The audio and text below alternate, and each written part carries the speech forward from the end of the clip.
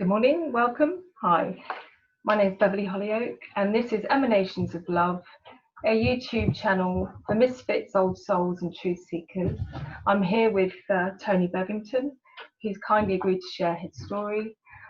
We met at a death cafe, but we previously know each other via social media. So we've got to sense that we're of the same tribe, as it were.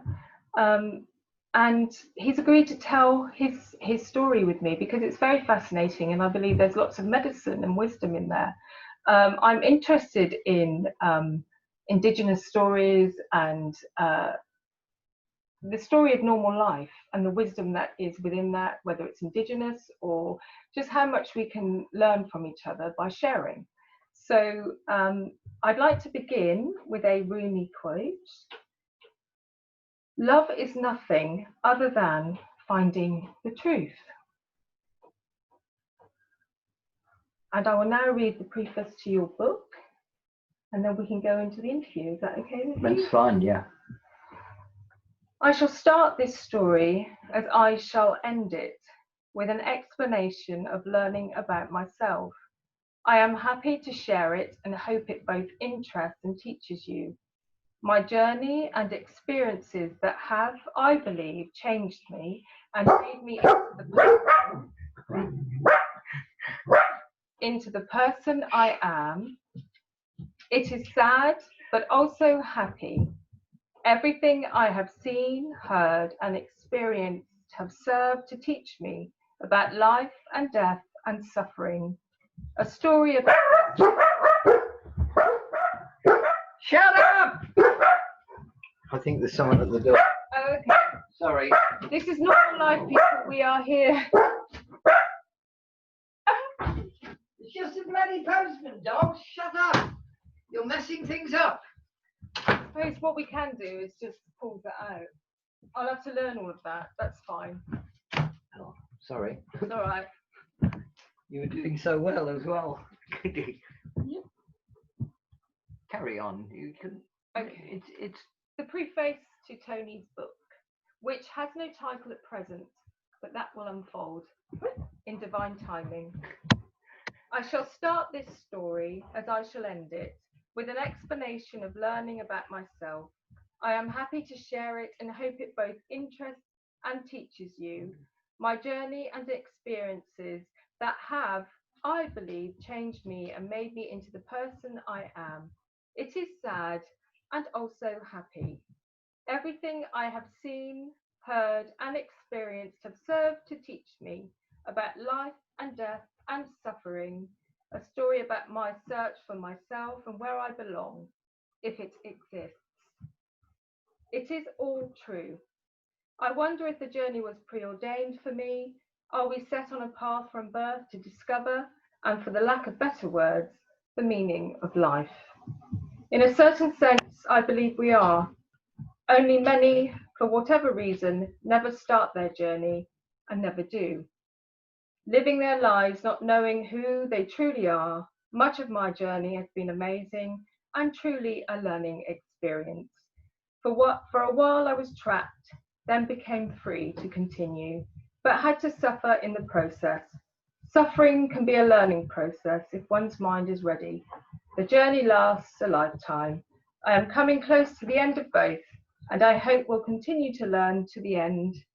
It will be a privilege to share my journey. Where would you like to begin?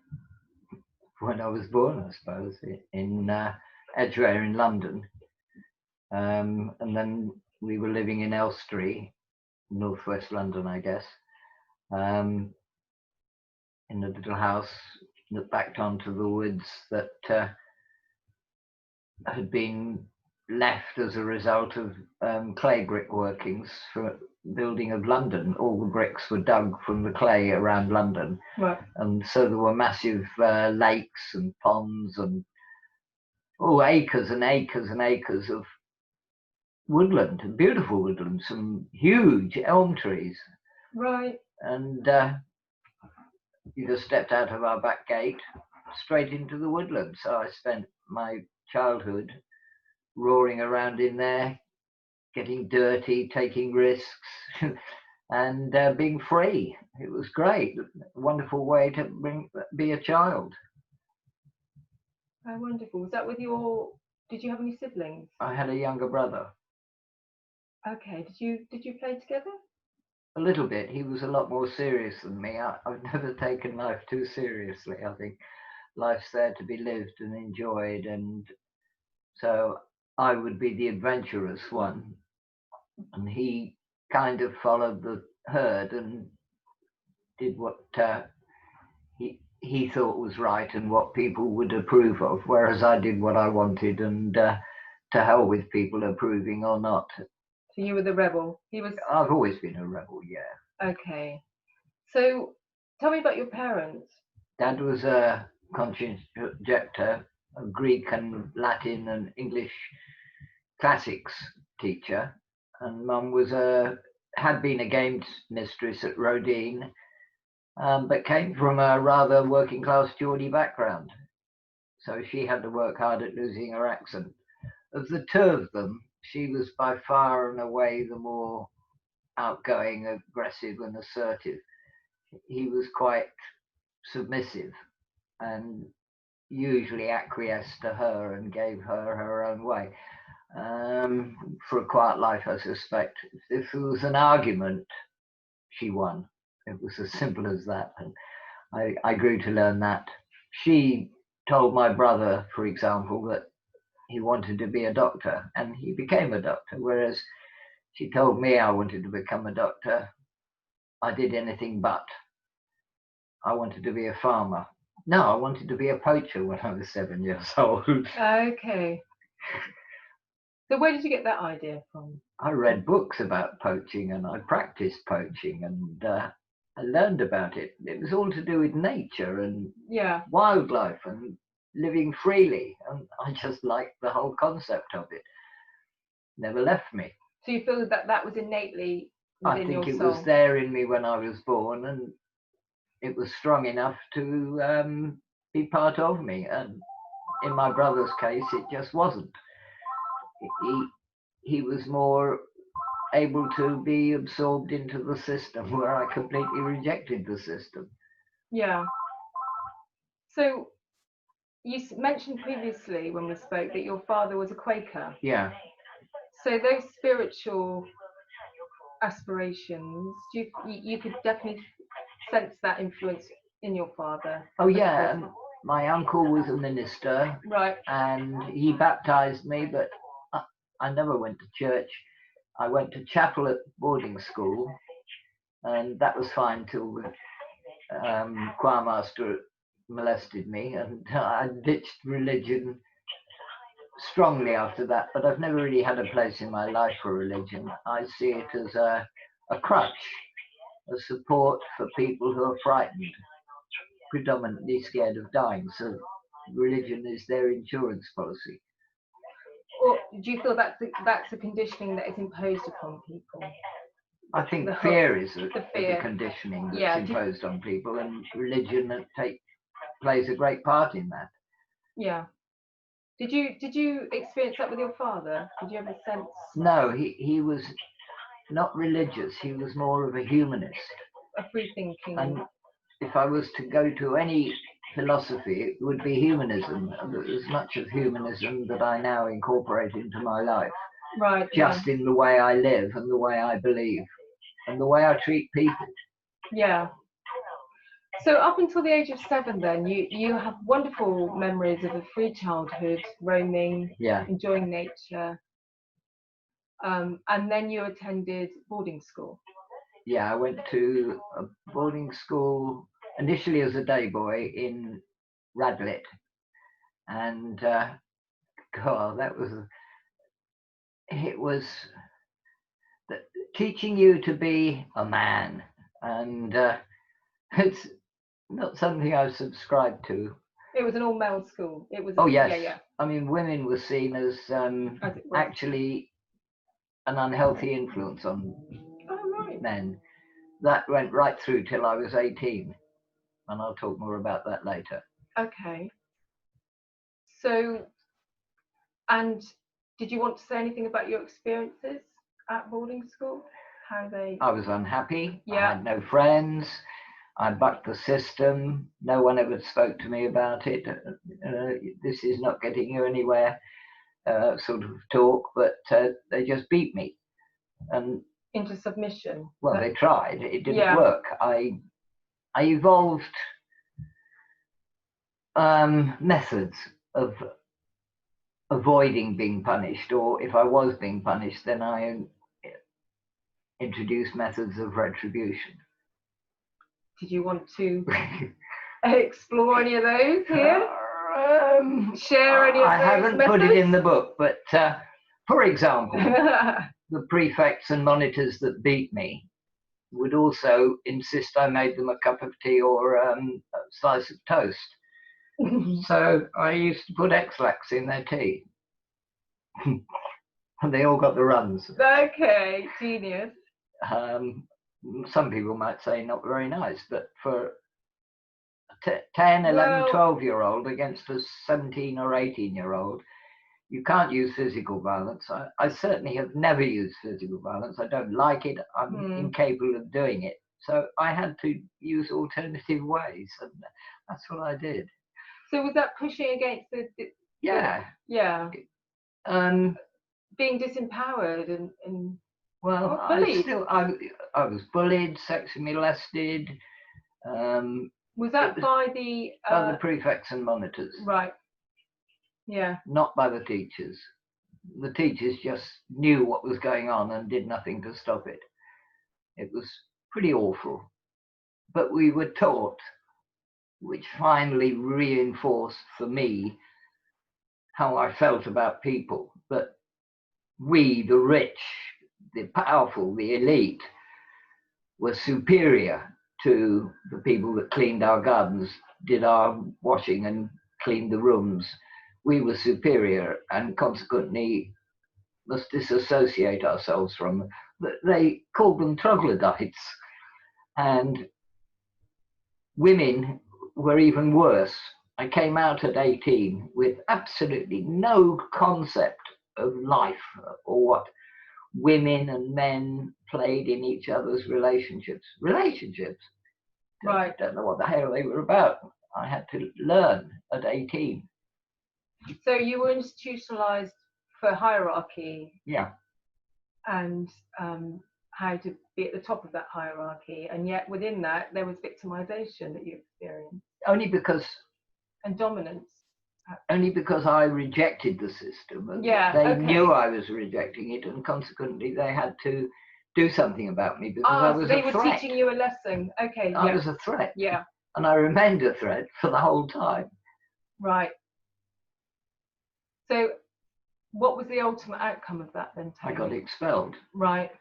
A senior monitor, aged 18, big chap who was a backstroke champion with muscles you wouldn't believe, said he was going to sexually molest me in bed that night. And I said, well, you know, you're bigger and stronger than me, but you'll regret it. Anyway, he did, so I stabbed him. Right. I got expelled, he didn't. It's not cricket, old chap. Yeah. So, and it wasn't investigated or anything like that? Oh, no. No. But they were aware that this was going on? Oh, yes, they knew perfectly well. Right. So it's part of the culture. Yeah, and the whole hierarchy, particularly in my second school up to 18, was based around, and it's a very military thing, keeping you compliant. Yeah. So we had, on our arrival, we were given a book of 50 or 60 pages with school colours, blazers, caps, and privileges, and you had to learn it. Well, I looked at it and I said, this is garbage, and I put it in the bin. So when they came to test me and I couldn't answer the questions, they beat me. Right. Yeah. The whole hierarchy and the system is based on training you to be part of them. Yeah. Yeah, absolutely. The elitist kind of realm. Yeah, Boris Johnson dominance. types. Yeah. So you must have felt an enormous sense of freedom then when you eventually left there. Did you? Yes, I did. Okay. Again, I was thrown out into the big wide world and went to work, and suddenly realised that the people I was working with were not like I'd been told they were like at school. Actually, they were far more down to earth and genuine, apart from one or two things that they'd been brainwashed with. But they were more community minded, they were more socially minded, they were more minded to be friendly and helpful. Where did this occur? At your workplace? Or? Yeah, I initially started work at a nursery garden. Right. Collecting the cut flowers. I wanted to go into horticulture and I needed a year's practical. So at 18, I went and worked in this place, which was, I was given the initiation by the ladies who cut the flowers and the girls who cut the flowers, which, seeing as I'd never had a woman around me, was quite a revelation and a bit of a shock. Right. But I learned, and I had some quite good teachers and some guys from Uxbridge RAF camp who took me under their wing and taught me a bit, got me drunk. Yeah. And various things, but I learned through that. But the only things I did see that they were stuck with was knowing their place in society. So they adored the Queen, royal family. They applauded the army, and I did neither. So, right, because they were part of the system that I grew to hate. Yeah. So I kept quiet on how I felt about the system and what it had done to them. I just allowed it to be around me and I tolerated it. I acknowledged inside myself that as far as I'm concerned, they were making mistakes. So you learned to observe rather than challenge at that point. I've realised from my years at boarding school, challenging never gets you anywhere. Yeah. You just stand back and let it be. It makes you a target. Yeah. Okay, so there was that was what you'd gained from that experience. Yes. How to maneuver in life. Yeah. Yeah, and then I tried various sort of ways of life. I got a motorbike. I came on a holiday to various places around England. Came home and realised that I needed something a bit more stable in my life. And like it or not, a job had to be. So I ended up working just across the road from my public school. Oh, really? Yeah. Straight on the other side of the road. I worked and I enjoyed it, but some people will disapprove. But looking back in retrospect, it wasn't as nice as it could have been. But I worked in a medical research centre. Right, okay. Doing experiments on animals. Oh, wow. Yellow fever, cholera, leprosy. Yeah. I actually really enjoyed it, but the animals... Leprosy still then, yeah. Yeah. It was a tough job. What sort of animals were they testing on them? Dogs, cats, monkeys, rats, mice, guinea pigs. Into their eyes, onto their skin? Rats, we gave leprosy in the testicles. Right. Dogs, we drilled into their brain. And looking back now, I'm not sure I could cope the way I did then. I was quite a tough 18-year-old, 19-year-old, and boarding school would. Took it. Yeah. But it did have its perks because I worked specifically for a doctor and I ended up falling in love with his laboratory technician. So we were working together all day, every day. Is that Layla? Yeah. I fell in love with her. Only, as in all things in my life, there are complications because she turned out to be Jewish. Right, yeah. And if I pulled up at her house to take her out, her parents would call the police. They desperately tried to divert her from me with offers of a holiday in Geneva, go away for a year to uni or things like that. And she nearly succumbed. It did give me quite a feeling of insecurity, but she didn't want to leave me. And then we discussed how we were going to win this fight and decided the only way to do it was to get her pregnant, which is what I did. And they threw her out. Okay. And I kind of it reinforces how I feel about religion, because I'm not anti-Semitic, I'm not anti-anything, but here They were we Orthodox Jews. Orthodox Jews. Yeah. Here we are. We have people who come to this country, as they did from Romania, as refugees, ask us to take them in, to tolerate them, and then they won't tolerate me. And it seemed to me there was an imbalance, and it nearly reinforced how I felt about religion, that it has no place in life. It doesn't do any good. So rather than it being about judging these people, they are just equally conditioned as we are. Yes, absolutely. Yeah. And they wanted me to become Jewish. Well, I couldn't do that. That would have been the height of hypocrisy. No, I'm sorry, I can't do that. So we were married. They threw her out. And we lived in London. I was lucky. My grandma had left me quite a lot of money. In those days, it was, about £6,000. And I bought a house in Rayners Lane. And we lived there. David was born, then Christopher was born. And to make a living and to do a job I enjoyed, I became a paramedic with Middlesex Ambulance Service, later becoming London Ambulance Service. And I did that for 10 years. Okay. And I loved it. Yeah. I really enjoyed it. It taught me about life, about people, about life and death. What in particular would you say? Well, I've delivered 200 babies. Oh, wow. I've been to suicides, murders, terrible car accidents. I've had a child die in my arms in the most terrible circumstances. I picked him up off the street and his arm fell on the floor, And you develop an ability to put a barrier between you and the dreadful things that are happening. Yeah. And I did that for 10 years. So that was traumatic. I can sense that you're feeling quite... Oh, I always do. Yeah. When I talk about that child dying in my arms, I can take you to the spot, my Ruislip railway station bridge, where he was. I can just go there in my head now. Yeah. Etched in your memories. Do you feel like you appreciate life more because of those experiences? Yes. Death initially scared the hell out of me. I mean, okay, it's got its funny aspects. And that's what one has to introduce if you're doing that sort of a job. The first dead person I ever saw was on the upstairs of a double-decker bus in Uxbridge bus station.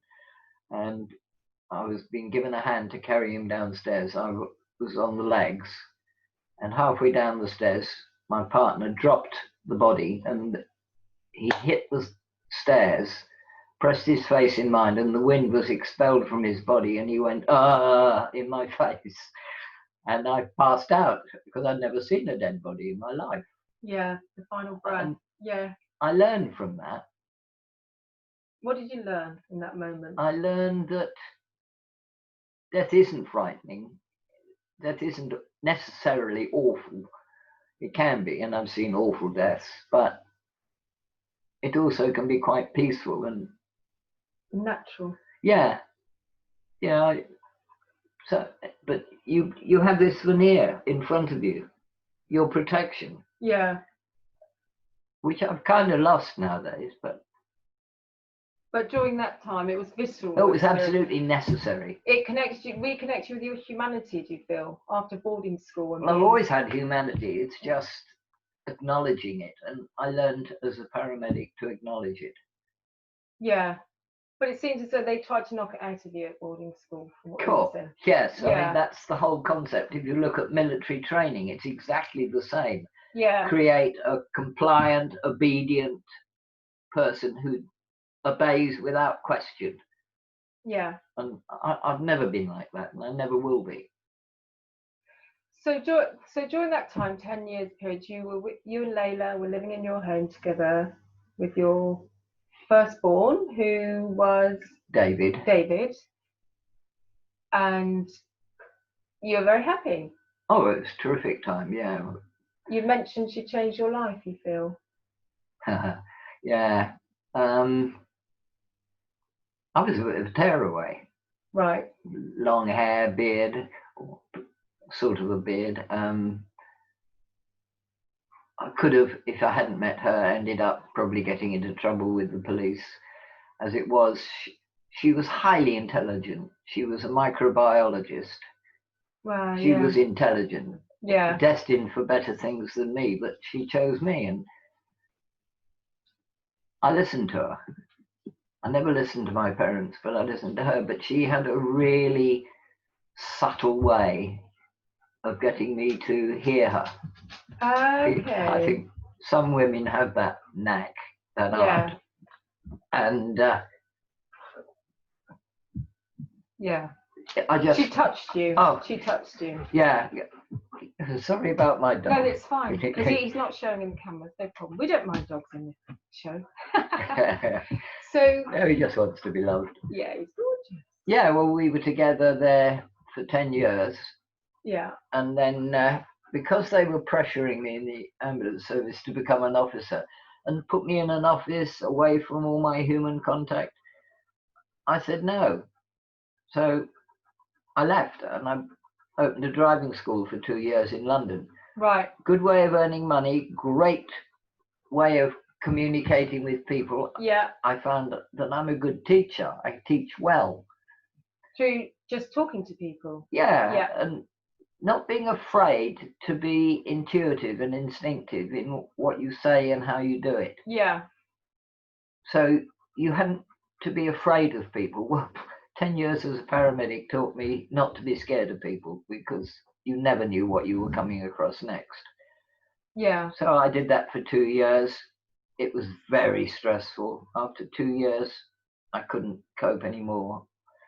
We were both stressed to the nth degree. In the 10 years, Leda had qualified as a primary school teacher. Okay. And she was teaching in a school in Harrow-Weald. And we chatted and said, right, we've got to change our lifestyle.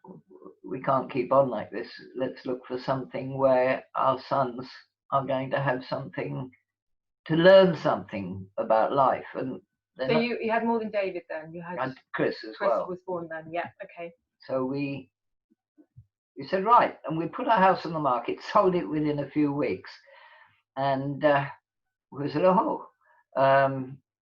what are we going to do? And I commuted backwards and forwards from Cornwall, found a small holding and bought it.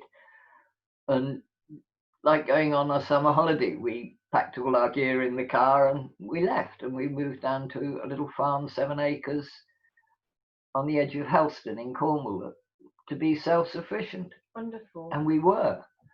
What made you think of Cornwall?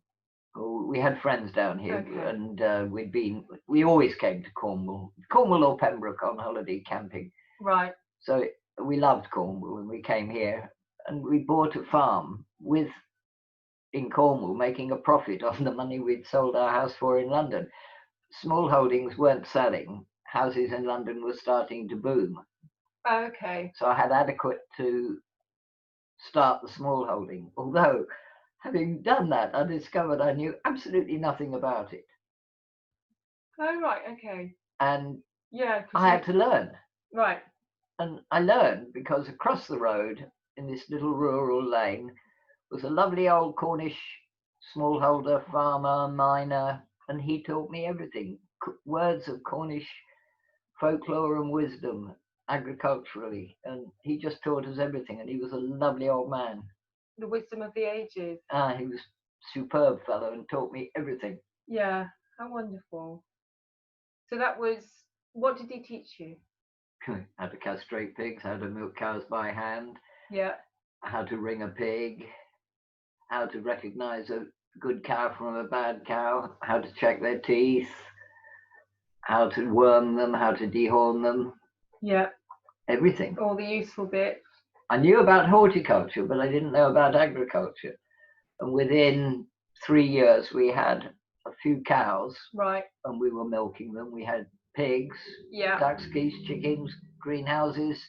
We were producing a lot of food for ourselves, both meat, milk, butter, cheese, yogurt. We had 3 15 cubic foot freezers full of food. Yeah. And it was a wonderful life. Yeah. kids went to school with a pound of strawberries, £2 of clotted cream, and a fillet of steak sandwich. Oh, wonderful. Yeah. And you did that together, you and Layla? Yeah, she was working as well. But As a teacher? yeah. Right. She worked in a school not far and was 15 years she was there. Oh, okay. In Constantine. Yeah. Wonderful. So they were very happy years for you. Oh, supremely happy, yeah.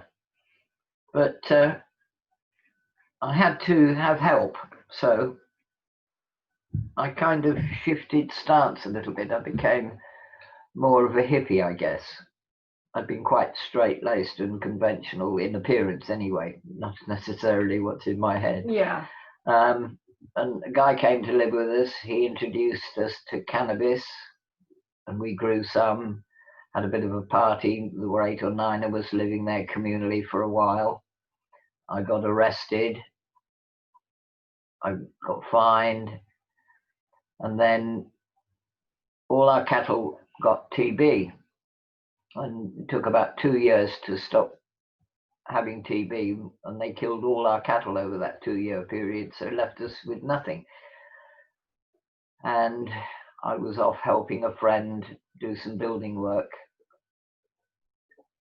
And Leela had, the time I'd gone out, she'd said, well, I've got a headache. And I'd said, oh, take some paracetamol or something, you know, the usual sort of thing you do.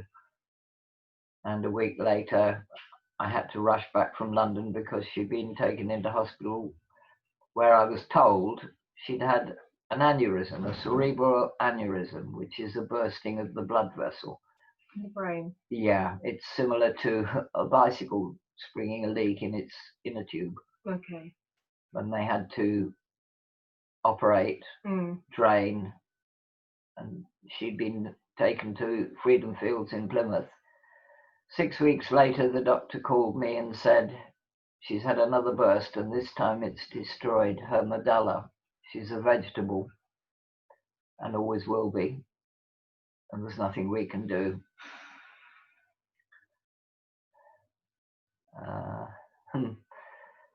Excuse me. So I had a fairly big decision to make. The biggest decision I've ever had to make.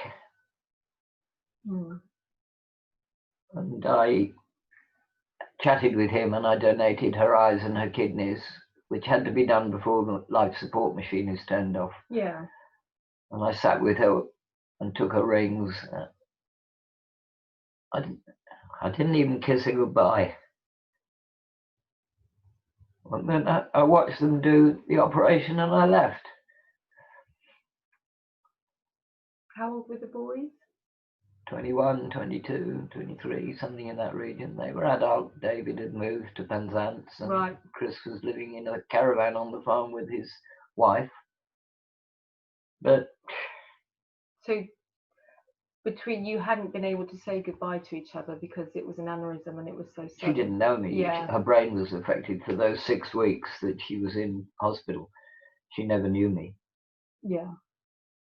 And you can look, hindsight's a wonderful thing, regret's a wonderful thing, but you can't live your life with them. No. You've just got to move on. And it took me 2 or 3 years to learn to live and move on.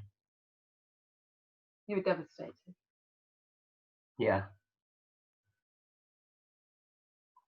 Anyway, I realised I couldn't live in the farm. Okay. Because the memories. It was just too awful. So I sold. And I thought, what the hell am I going to do? So I thought, a break. Now, Leela and I had planned on taking a year's break as a teacher exchange to Canada. Okay. So, and excuse me, I'm going to have to blow my nose because I've cried.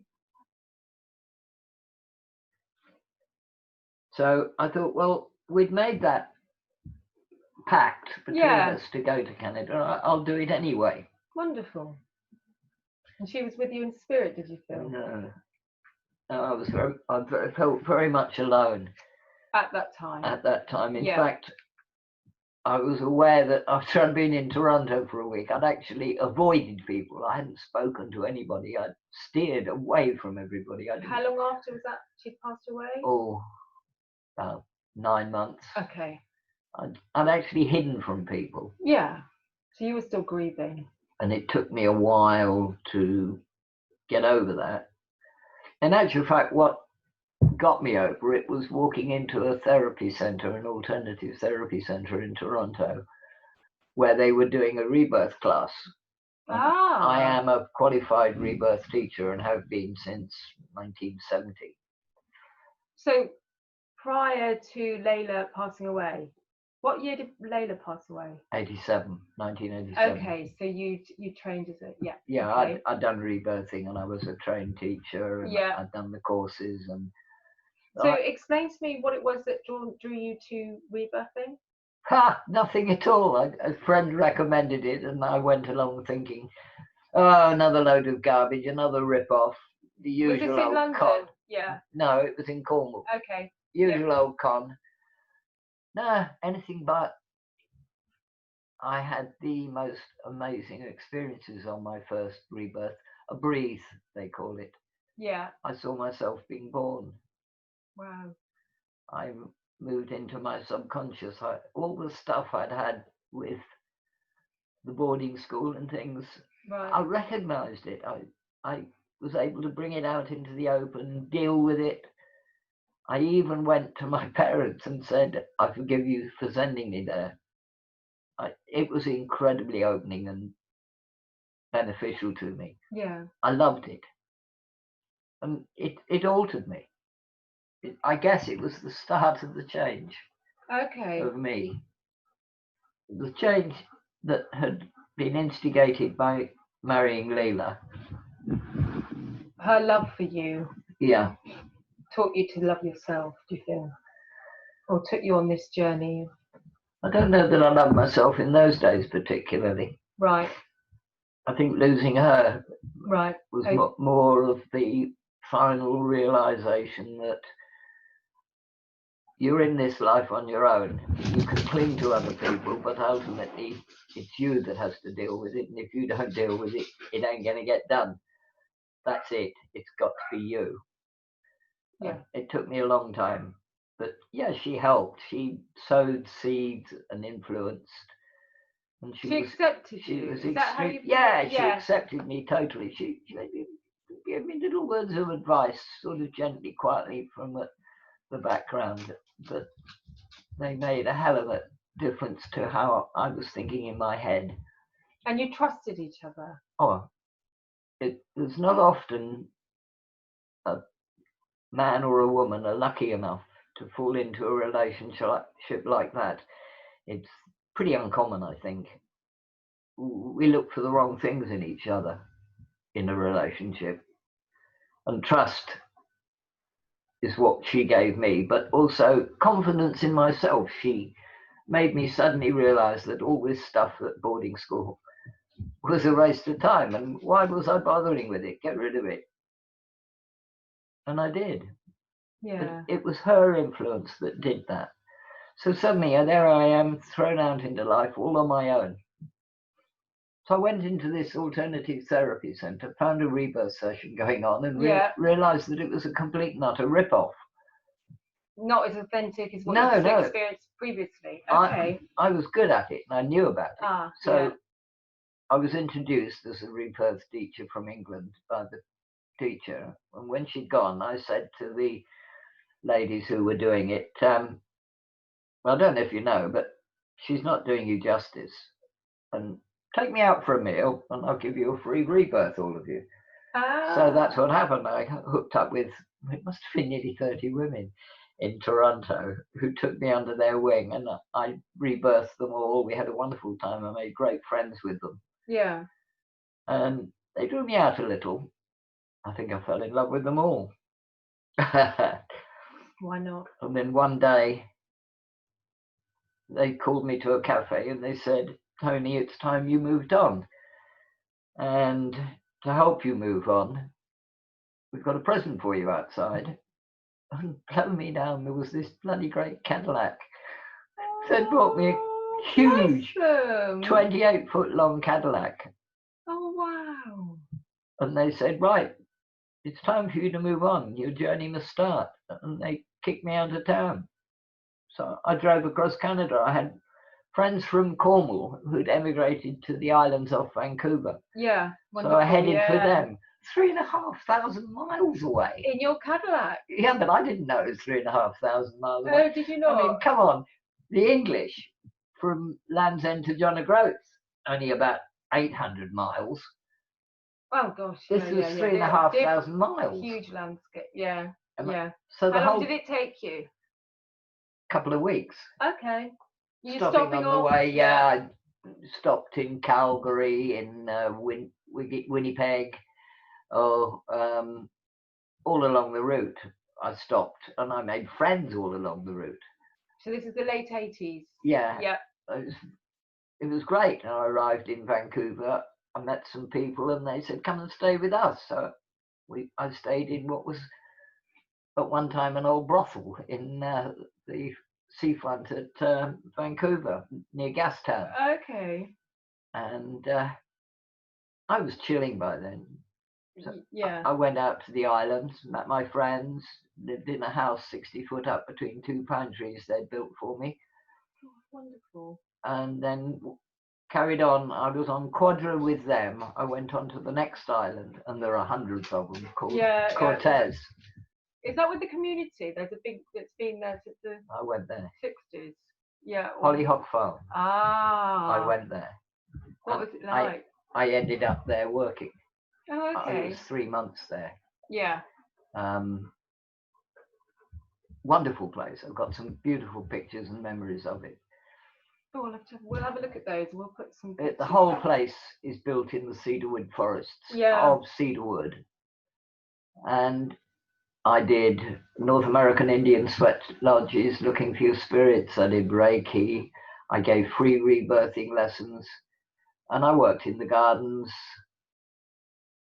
And that was an interesting time because confrontation time, Tony. Everybody in the gardens was naked. Okay. Which was a hard one for me. I cracked it, but it was a challenge. It was good to be challenged. Yeah. In fact, I think the rest of my life has been me challenging myself. Opening. Yeah. Yeah. Why are you scared of that, Tony? Well, you're going to do it now. So I'm terrified of water. In Papua New Guinea, I did a scuba diving course and dived to 16 meters. Right. Yeah. I've done shark feeding frenzies and things. But I challenge myself. I confront myself, and I think it's a great way to find yourself, who you truly are. So yeah. There I am in Canada having a wonderful time. I really enjoyed myself. And I've still got memories of the guy that taught me Reiki. Yeah. Of the hot tub in the gardens at night. I've got a photo of that as well. Paddling out in the bay in a canoe and coming across the killer whales. But they took me up into the mountains and left me there for 48 hours to find my spirit animal. Ah. And sitting on the moss in the top of the mountain, I sat on something and I looked down, and in the moss was this wonderful crystal, which I kept. And anyway, my time was coming to an end.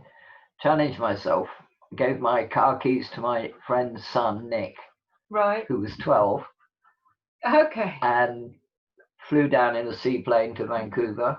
Another challenge. I've never flown in a seaplane, and it was wonderful. Yeah. Came back to England. Bored. I was bored. Yeah. So I signed up with VSO, Volunteer Services. Volunteer Service Organisation, I think it is. Voluntary Services Overseas. And I found myself 9 months later in Papua New Guinea, teaching agriculture in a rural farm.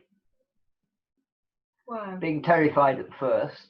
Yeah. Because you can't get more of a shift than being in London, England, and then to a rural village in Papua New Guinea where people don't wear many clothes, the food is totally different, the culture is extremely different, the rules that you have to obey are very different. I even went to church. So is that the remnants of colonialism in the church then? Christian? Yeah. But I must admit, the padre at the school appealed to me because he was Papua New Guinean. Right. And the headmaster was a Filipino, and the headmaster said at a staff meeting, you can't go into town to the banks anymore except for the weekends. And the pastor said, and excuse me, but he said, well, fuck you, I'm going. And I thought, pastor saying that, how wonderful. Yeah. And I've come across that a lot since in my travels, and I realized that there was more to life than just the rigidity that we have in the West. Yeah. So I was in Papua New Guinea for a couple of years at that school. Okay. Finished, and I came home with a wife and a little boy. Wow. But desperate to. 2 years later, you came back to the UK. Yeah. And during that time, you were a teacher. Yeah, I would set up a school farm. So your initial experience of Papua New Guinea then, what were they that were so, eye-opening? The way women are treated. Okay. That shocked me. How are they treated? Very badly. They're second-class citizens, beaten, abused, much the same as the children are too. Although men think they're boss, in actual fact, women are, but men physically treat women very badly. And there's some terrible stories. They believe in witchcraft. And what do you call it? Begins with P. Puri. Yeah. And what's the philosophy behind that? Is it being manipulated, like you were saying earlier? Yes, it's being manipulated. I mean, Puri in the old days was used to help. Was used to help people who had illnesses or difficulties, but it's sort of like it does in the West. It shifts to become more of a controlling feature, a way for getting rid of people who are being troublesome. Right. Yeah. So there might be. But it's at its essence, it's medicine. It's medicine based, and protection, and plant based, perhaps, and plant based. Very much plant, but it's based very much on an animist principle that there is life in everything. Yes. Yeah. And who am I to argue? I mean, I don't know. So vibrational, that we can harness. Well, that actually a tree is a living thing, and inside the tree is a life. Yeah. And so you've got to acknowledge that. Very similar to the Red Indians philosophy. Yeah. And that's part of the everyday culture there. Oh, yes. And at the school, what were they teaching? What was the curriculum? It was Western. It was Western, okay. I'm afraid, yes, it was Western. And we were... And the reason for that would be? Well, the colonials had set up the education system and imposed the curriculum on them. So and that just continued. Yeah, okay. I mean, I was a slight sideways step in that my objective was to clear a lot of land, to grow food, to give them a better diet. Okay. However, of course, there was problems in that the better diet was... The money for the better diet was provided by the World Bank. Only they never got a better diet because it was disappearing into the Filipino headmaster's pocket. I discovered... What was the interest of the bank then? Oh, just doing good. Okay. Probably to prop up... there were no resources, natural resources. Coffee is predominant. Coffee and cocoa. Yeah. There aren't that many minerals. There's gold up there. And I found gold in rivers just sitting there and panning. Yeah. Okay. But so they worked to harvest the coffee and yes. Yeah. But they were ripped off. Yeah. Yeah. By Western companies who travel around buy up the coffee and then import it and make money. Yeah. Which is why they continue It the happens education. all over the world. Yeah, absolutely. And I've come to more of that in the future because I experienced it in other jobs that I've had.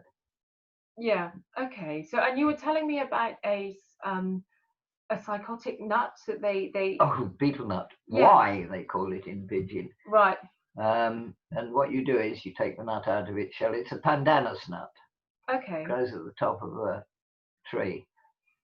And okay, right at the top, at the canopy at the top. yeah, there's hardly anything all the way up. The trunk's usually about that diameter. Okay. So it's not big, but you'd see the little kids shinning up to get it. Yeah. Break it out of the shell and chew it. Yeah. It becomes a white mush. Then you take the leaf or the fruit of a pepper plant, and the fruit is long, thin thing, and the leaf is hostate, broad, and you just screw it up, and you dip it in lime made from ground up coral. Okay. And you put that in your mouth, whereupon your spit would turn extraordinarily red, your head would spin, you'd break out in a sweat, and you wouldn't feel hungry for 3 or 4 hours. Right. So do you think that it was to stem off hunger? Or yeah, it was a combination of the two. A assuager of hunger. Yeah. It never saved me. All it did was to get me completely uncontrolled. But I did used to chew it, and so was it? It wasn't used as a spiritual plant to connect with the higher realms. It was as a, yeah, okay. And regretfully, there's a serious epidemic of over drinking alcohol. I'm told, and I don't know how true it is or not, but Papua New Guineans don't have in their stomachs the bacteria that we in the West have to combat alcohol. So when they drink, it has a really serious impact on them. Yeah, as it has with the Aboriginals. And I've seen them get drunk on 2 beers and then all start fighting. Okay. Because Papua New Guinea, particularly the Highlands, their nature is extraordinarily aggressive. In fact, you'd look at the Highlander initially when you met him and you'd think, what the hell have I done? It's one of the first experiences I had meeting a Highlander was, oh my God, he's about to kill me. What have I done? Big eyebrows, big beards, they glower. So you'd be terrified. It took me an age to learn that this wasn't ill intent towards me. It was merely how they looked. And the other thing I had to learn was you never looked anyone directly in the eye, because if you looked a man in the eye, he'd be, do you want to fight? Okay. So it was a downward gesture with your eyes when you met someone, slightly submissive. Yeah. Okay. So it was tribal then? There were... Oh, there was 800 indigenous languages. Yeah, wow. The area I was in was the Highlands, where the most aggressive people are. They fight a lot. Tribal fighting, of which I've seen and have not joined in, because once you take sides, then you're liable to get killed yourself. And being white, I luckily stood out, so that I was less likely to get popped than one of the Papua New Guineans. But they're very aggressive. And the lady I eventually married came from a Saro, the Mudmen's tribe, who are reputed to be the most aggressive of the whole darn lot. Ah, okay. So this is where we can introduce the mask, can we? Yeah. Your wedding mask. Shall I reach for that? Oh, it's very heavy. Be careful. Okay. I can't do it. What? Now. Because it starts on Saturday. Yeah. Oh, well. That's what it is. It's heavy, isn't it? Yeah. Yeah, so a Saro Mudman's mask. Yay. Traditional mask. Interesting. The story is that some while ago, quite a long time ago, they were having a tribal fight, the people from Asaro and another tribe. And I'll hold it, actually. Yeah. And they were being defeated and they were running away, and they fell into a clay-ridden boggy marsh and came out covered in clay like this. This is clay, white clay. Yeah. And I don't know to fall down from there. And the enemy tribe was so frightened that they ran away, and the Osaro people adopted this as their tribal fighting mask. Ah, okay. And you wore this during your marriage ceremony? Yeah. Okay. It was a gift for my marriage, along with bows and arrows and pig's teeth. Okay. Yeah, more useful artifacts in the... But the interesting thing is, I'm 5'4", but in the village, in the photo I have of my wedding, I tower above everybody because very few people exceed 5 feet. They're all very small, but muscular in the extreme. An interesting... They do resemble Aboriginal in their... A little bit, yes. In their facial... But they can be very aggressive and very compassionate. And I've seen a tribal fight occur where the opposing tribe won. They drove the villagers out and they were all set to burn the village down. But they went through each house first and carried the old people who couldn't walk out. And I was sort of, oh, this is just... In Western fighting, we just blow them all out. Yeah. And same fight, there's a lady from the village that's been defeated is retreating up the mountainside into the darkness. And I heard this, and her husband is with the winning tribe. He's a different tribe, and she's singing to him about how they'll meet again. It's extraordinarily emotive. Right. Oh, it's beautiful, isn't it? So there are real contradictions. Yeah, yeah, absolutely. But presumably the aggression is defense and protection. Oh yeah, pigs, land, and women in that order are valued. So you definitely fight over livestock, a pig. Yeah. You'll definitely fight over a land, and you might fight over your woman. Although the women are more likely to fight another woman who is looking at their man. Oh. And their fights are horrific. Are they? And you see them in a town where I often went called Goroka, where they'd be using knives on each other and they'd be covered in blood, and it was horrific. And no one would try and stop them. They'd all just make a circle and go on, go on. And I found that pretty ghastly. But here am I from London, England, thrown into a society where kids starve. There are not enough clothes to go around. It's such a contrast. It taught me a lot. One story I have is we were driving up and down a road on a daily basis, and I said, oh, that's a really bad smell. Someone must have killed a dog with their car here. And after about a week, someone said, no, it wasn't a dog, it was a little boy. Somebody had hit him with their car and tossed him in the ditch and covered him up. And that is how they can be. Completely uncaring. Okay, yeah. And you've got to really learn to maneuver yourself in that and accept it, but not like it. Or an acceptance. Just a different way of doing things, perhaps. Yeah, than Yeah, well, that's what I learned. Yeah. I learned that it's okay to be different. It's okay to be different. And here in the West, we persecute differences. And I was persecuted as a child for being different, and yet there's nothing wrong with it. It's okay. It should be accepted. You know, thank God we're not all the same. Yeah. So now you're older, to that rejection, or the persecution of being different, do you feel that actually has turned out to be a great gift? Yes, I do. Yes, it's really benefited me.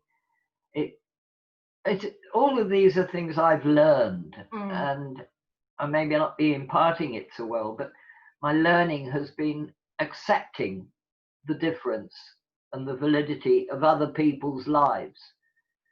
Everybody's life is valid and okay, and making judgments about other people is pointless. It's absolutely pointless. And it's almost finding the sacred in what is, isn't it? Well, everybody is. Rather than polarizing, making it right or wrong, like you're saying, or it's. I mean, I've had this discussion with you. Yeah. About right and wrong. What is right? What is wrong? Yeah. What is good? What is bad? What is truth? And what is lies? Yeah. It's one's perception. So I learned that what you perceive is based on your indoctrination, and you must never carry indoctrination with you. A lot of people watching this will be indoctrinated, whether they know it or not, admit it or not, like it or not. You're indoctrinated, and you're indoctrinated in a million different ways. Everything that happens in life pretty much is a form of indoctrination. We all go with the flow of it. Some reject, most accept.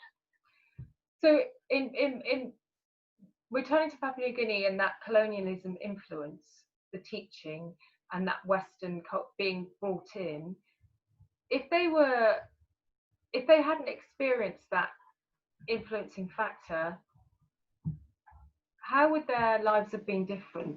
Well, if the white man hadn't gone there, they'd be the same now as they were before. They lived a quiet life, occasional tribal fights, things like that. But generally speaking, they'd grow their gardens, they'd produce their food, they'd live their lives in what for them was comfort. Yeah. They'd have a house, food. It was always food, not the way we know food, but edible, nutritious, healthy food. No chemicals in farming, no fertilizers, sprays. Yeah. It was done with hard graft. Everybody has a garden. And grew their own food. Did they have like storytelling, a culture of passing on wisdom? Yes. I have a book of traditional Papua New Guinea stories. And what's their creation story? I don't know. But what sure stories there is are you familiar with them? Oh, the one in particular is how the cassowary was created. What's the cassowary? Cassowary is like a giant ostrich. Ah. With a big red it looks almost and blue comb. Yeah, They're massive. I met one in the forest. Oh, okay. They're massive. And what's the story around that? I'm not sure. I would have to dig it out of the book. Okay, no, that's something that we could look at. But they did. So were those stories still being told? Oh yes. Yeah. Yes. Yeah. Especially if the older people would sit around. I mean, in the village, there's no electricity. There's no TV or. Yeah. And nowadays, in this day and age, I regret there's a lot of mobile telephones, which is so incongruous because I now can phone Papua New Guinea and talk to someone in the village, miles from anywhere. Yeah. Yeah, so things have definitely, technology's caught up with them there. But they haven't caught up with technology. Okay, yeah. So that period you married and you had a daughter? No, Apio, my son. Apio's son first, and then daughter Sarah. Or was daughter Sarah born here? No, they were both born in Papua New Guinea, but Sarah was born 8 years later. Oh, okay. I did stints in Africa before that. And then I went back to Papua New Guinea afterwards. Yeah, got you. So do you want to continue now? Is there anything else that you'd like to say at this juncture? And we'll perhaps go on, because you've got other Botswana, you've got lots of other stories, so many. About the same again, I would think.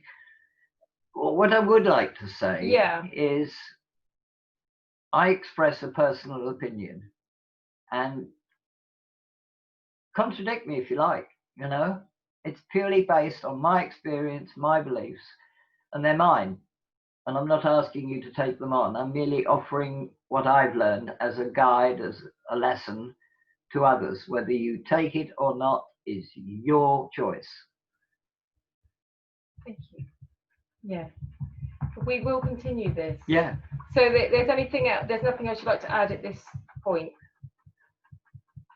That period? No, I'd recommend Papua New Guinea to anybody because for me, it changed me. I mean, yeah, there is one story. Yeah. Which I wouldn't mind adding. Yeah. It'll probably, and I do apologize for blowing my nose a lot, but my stories have made me cry.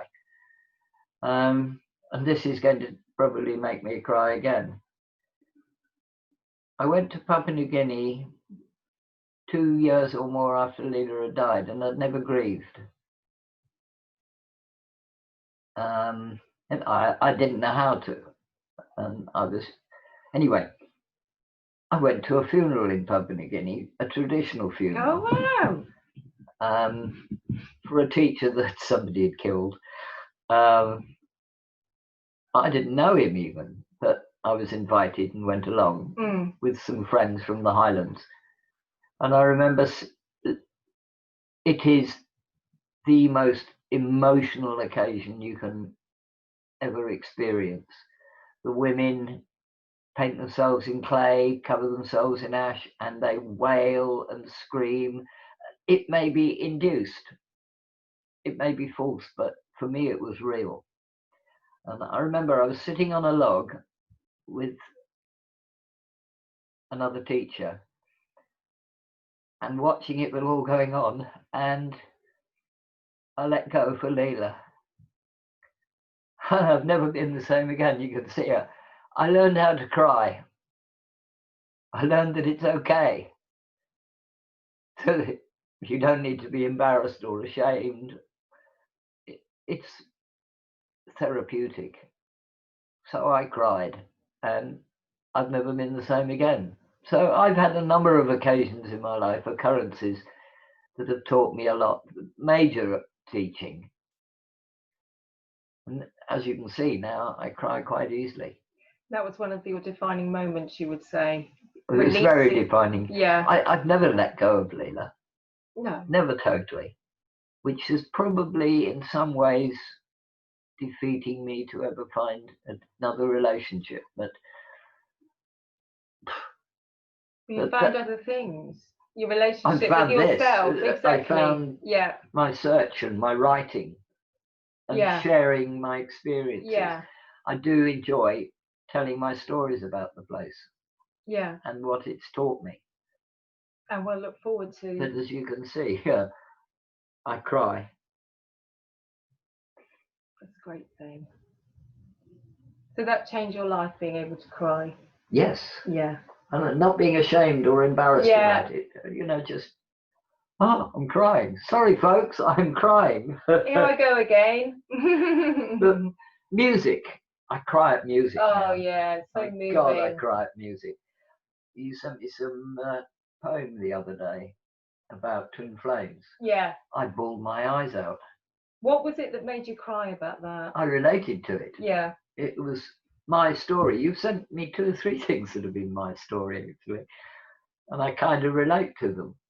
And it's that visceral moving, isn't it, that you were talking about, where we're connected with our emotions. I think if I'd been like this when I was 6 or 7 in boarding school, I'd have ended up probably killing somebody. I needed the maturity of experience and life and realizing that violence achieves nothing. Nowadays, I stretch my arms out to people in need. And no doubt I get taken advantage of, but I've a couple of friends who are suffering and I'm trying to help them. But I don't tell them what to do. I offer words of advice because you cannot tell anyone else how to live their lives. But you can offer them compassion. Yeah. And that's what I do. Yeah. Okay. Thank you, Next Tony. time. Thank you very much. Oh, I've got to blow my nose properly. Are you happy with that? That's wonderful. Wow, that was good, wasn't it? Okay. Sorry I cried like that. It really takes me over,